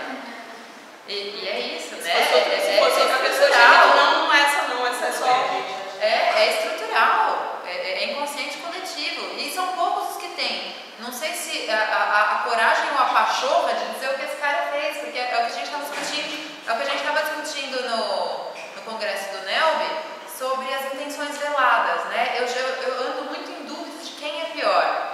Se é a pessoa que se assume reacionária, conservadora, racista e tal, ou se é aquela pessoa que até se convence de que não é, mas que faz isso de uma forma... É o nada contra mais, né? Nada contra as mulheres, nada contra os negros, mas eu acho que na melhor que... Eu tenho um amigo que uma vez falou: nada contra os negros, eu só nunca namoraria um. Oi? Né? Peraí, então você tem coisas contra. Se você está aberta a novos namorados e não está aberta aos negros, tem alguma coisa aí diferente. Enfim. E como o machismo é estruturado na sociedade, por isso que existe disputa entre mulheres, que é mais fácil eu apontar como um homem é um ser privilegiado. Então, meu marido lindo, maravilhoso, é mais fácil eu dizer para essa mulher vagabunda que quer roubar meu marido do que apontar o erro do meu marido. Então, por isso que a gente vê naquelas coisas da TV, aqueles barracos, a mulher nunca bate no homem, ela bate na outra mulher que está tentando, que a culpa é dela, ela que deu em cima do meu marido. Não foi meu marido que correu atrás dela. Então, essa noção de disputa entre as mulheres é também construída. Por que a mulher não... por que a gente não encontra igualdade também nas mulheres? Eu concordo plenamente com o que você está falando, por isso que eu falo, não se vai desmudar, não muda, porque enquanto a própria mulher não mudar o seu pensamento. Não, porque é velado, é o que a Ruth falou, é velado. Ela aceita assim, eu sou feminista, eu queimei o sutiã, mas no fundinho do coração dela ainda é machista. E essa responsabilidade não é dela, é do inconsciente coletivo, né? A gente tem mesmo que nadar contra a maré, e mesmo contra a maré dentro da gente, porque às vezes a gente se flagra com os pensamentos, eu acho que o primeiro passo de combate a todo tipo de preconceito é a consciência de que a gente tem, sim, preconceito. Né? Eu acho que a pessoa que diz que não tem preconceito é um perigo muito grande. É claro que a gente tem. Não tem como a gente fugir disso. Então eu acho que o inconsciente coletivo empurra a gente, né? Teve uma vez que eu escrevi isso, o inconsciente coletivo, quando a gente está no carnaval, é aquele que empurra a gente para o banheiro feminino para chorar na frente do espelho e falar: eu não devia ter bebido tanto, não devia ter dançado tanto, não devia ter beijado tantos caras, né? Enquanto os caras estão aproveitando o carnaval, a gente tem choro no banheiro com as amigas com crises de culpa, de tudo que a gente não devia ter feito, as frituras, o álcool, o sexo, tudo de errado que a gente faz. O inconsciente coletivo empurra a gente sempre para algum lugar e a gente tem que lutar nadar contra a maré. Então, só que eu acho que esse papel não é só nosso, esse é o papel do Estado. Eu acho que, eu vou esperar as mulheres se conscientizarem, eu vou esperar os homens. Não é isso. Isso está na lei. Isso está na lei, o Estado tem que ser provedor e regulamentar isso. Então, como é que é isso? É ter ação afirmativa, é ter políticas de Estado para a igualdade, é obrigação. Está na lei, é obrigação.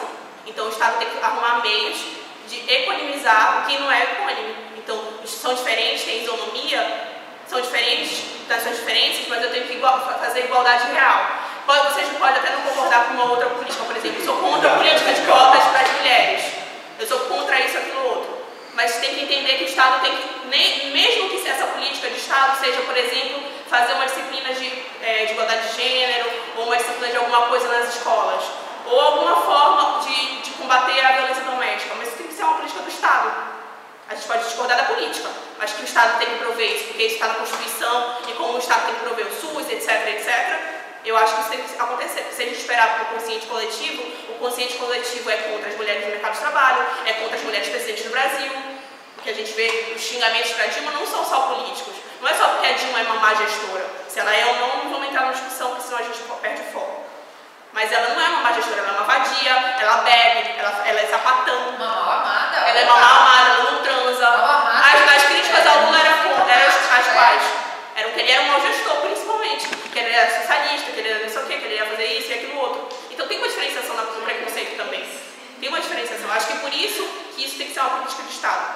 Como eu disse antes do Arthur falar, as pessoas podem até discordar de qual seja essa política, mas ela tem que ser institucionalizada.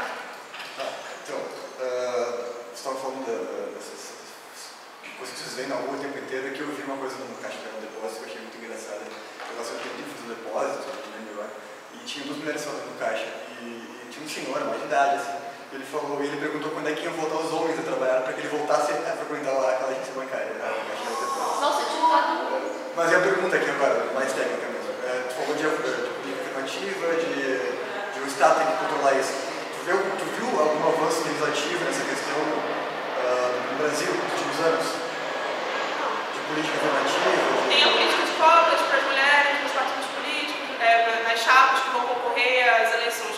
Mas acaba que... Por quê? O que acontece? A política é a seguinte, o partido quando vai fazer a sua lista lá de candidatos, tem que cumprir lá o X das cotas. E se ele não cumprir o X, teoricamente ele não cadastra a sua chapa para concorrer às eleições e etc. Mas o que acontece? Essa lista não reflete nos cargos eleitos. Então eu escolho lá uma lista, sei lá, minha mulher, a amiga da minha mulher, a minha prima, a prima da não sei quem, não sei quem, não sei quem, faço uma lista bonita, linda, todas são candidatas.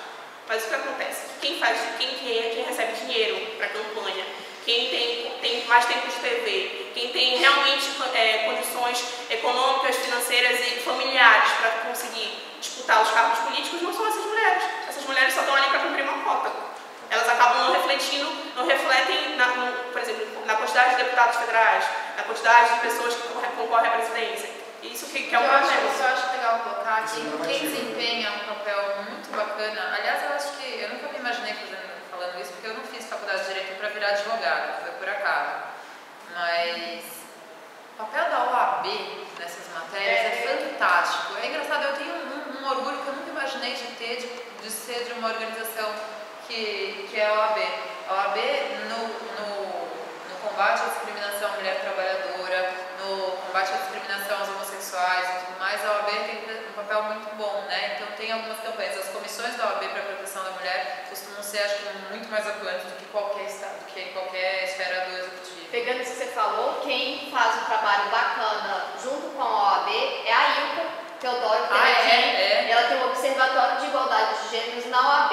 E ela, numa conversa, estava eu e o Matheus, ela falou que a maior parte é quase igual, 50% de advogadas e advogados, no entanto a representatividade de advogadas é reduzida, é quase meio a meio, porque na hora da eleição eles colocam a cota feminina, porém na hora de preencher os cargos vão ser colocados como primeira suplente, segunda suplente, enfim, então não alcança. Então ela está fazendo um trabalho de análise, e quem tiver interesse nisso, eu posso passar o contato dela, porque ela está fazendo um trabalho bem e a OAB não representa. Essa foi a conclusão dela.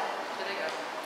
Mas assim, tem algumas leis, tem algumas iniciativas legais, sempre tem. Mas isso para mim não é uma mudança estrutural. Assim, a longo prazo eu não vejo assim, tem essa política que isso vai fazer, que sério, vai mudar tudo. Não vejo. Eu vejo políticas pontuais que colaboram, mudam a realidade, são positivas, etc. Mas eu não vejo, assim, se não houver movimentação, mobilização como há, e se cada um daqui também, cada dia mais pessoas lutem pela igualdade de gênero, a mudança estrutural não vai chegar acontecendo daqui a 70 e tantos anos. Não vai acontecer. Porque a realidade é que o sistema é muito melhor continuar da forma que está. O sistema não gosta de mudar. Ainda mais o sistema econômico e financeiro. Só queria fazer um comentário, também uma pergunta.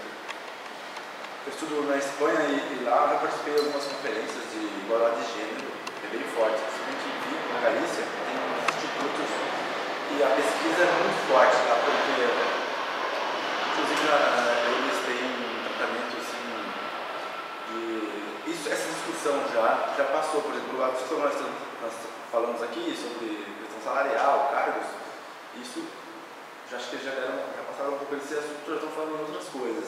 Também já tem mais tempo, né, a discussão. Experiência mais muito forte dessa igual nós no Brasil, estamos atrasados nessa matéria, então temos que tratar o básico, né, para depois ir para outras matérias. Direito de trabalho na Espanha, talvez seja interessante reavivar a discussão. Também. As discussões também no Brasil também estão muito avançadas.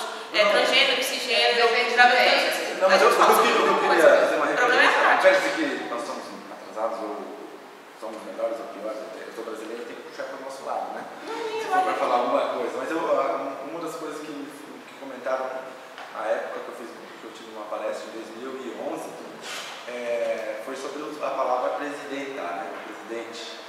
Essa discussão, uma mulher está num cargo e, no caso do Brasil, ela adotou a palavra presidenta, que é algo mais puxando para a mulher, o gênero feminino, desconstruindo até a ortografia. E aqui em Portugal, muita gente falou, vamos alterar a língua portuguesa por causa do cargo público. E eu perguntei, né, para as professoras lá na época se elas estavam a favor, né, de comentar isso, de alterar até o próprio idioma em favor da igualdade de gênero. Né? E aí elas são feministas e não têm uma opinião formada, eles entenderam que deve ser mudar até a questão da ortografia, seja o que for, para tratar em igualdade de gênero. Isso é uma coisa muito interessante, sabe? Eu fiz um curso aqui há uns meses de escrita criativa. E uma das coisas que os portugueses, né, essa galera toda, todo mundo, era um curso muito legal, todo mundo era super diverso, então tinha compositor de música, todo mundo querendo escrever melhor. E quase todos portugueses. O que eles mais diziam, que eles adoravam no português do Brasil, é a nossa liberdade de criar palavras. Né? Então eles anotam de vez em quando. Não sei que eu virei e falei, tinha uma menina que era muito chata na sala e ela era meio agressiva e tal. Eu falei, gente, falta uma demodência ali, né? Eles anotam uma demodência. Enfim. E aí é muito engraçado como a gente, quando é pra ver Guimarães Rosa, né, criando neologismos e tal, a gente se orgulha pra caramba, né? Mas aí quando foi presidenta, né? Então, eu acho um ato, independentemente, não estamos discutindo o VT de uma gestão, nada disso aqui, mas eu acho significativo. Primeira mulher, se foi uma coisa viável, há quem diga, né? Tem quem diga que presidenta é uma forma possível de dizer, tem quem já vai dizer que não, que é um erro gramatical, mas já que a gente é o país dos neologismos, eu acho que foi uma ideia genial. Eu acho que tem que marcar, sim, que ela não é uma mulher ocupando um cargo masculino, mas sim um cargo sem gênero, vai ser ocupado por alguém. Tem uma fala da Pilar del Rio, que é aquela jornalista espanhola, que é do Saramago, ela fala exatamente sobre isso, sobre o termo de usar presidente ou presidenta, e ela diz que não existia o termo presidenta, porque não existiam mulheres ocupando o cargo de presidente. E agora que existem mulheres ocupando o cargo de presidente, nada mais é prova que se crie. A língua evoluiu junto com a evolução da sociedade. Não usar o termo masculino que era feito tradicionalmente. Além do que da política afirmativa via colateral, né? Então eu acho que faz, na minha opinião, faz muito. Só assim, para antes da gente descer e tomar essa cerveja, eu só acho assim, a língua portuguesa, se a gente parar para pensar, tem muita palavra que é sempre masculina. Então, no dia a dia, comece a pensar, nossa, a palavra não existe feminino dessa palavra, essa também não. Mas por quê? Porque isso também remete à invisibilização da produção feminina. Então, não tem mulheres que militaram nos movimentos populares para a conquista de direitos. A gente não conhece tantas mulheres assim, conhece mais os marcos masculinos, como também não conhece as mulheres que produziram, as mulheres que criaram. Tem uma invisibilização da produção acadêmica feminina também. Atualmente nem tanto, mas nos marcos históricos a gente não vê tantas mulheres. Essa mulher também fez isso, essa mulher também fez isso. E quando a gente estuda alguma coisa específica, por exemplo, a criação, sei lá, do avião, vê que também tiveram mulheres que tentaram, vê que também tiveram mulheres que conseguiram atribuir. E por isso que há também há museus feministas, para tentar resgatar esse traço histórico. Olha, as mulheres também estavam lá, também tentaram, também lutaram. Como ela falou da Revolução Francesa, há uma invisibilização da produção profissão acadêmica. E isso é também marca do machismo. E acho que a gente já pode descer. Bom, obrigada. Vamos encerrar então a mesa e o debate de hoje. E encerrar também as palestras do NELB, né? Do Instituto Brasileiro desse ano de 2015, menos 2014, 2015, que aí a gente retorna em setembro. Obrigada.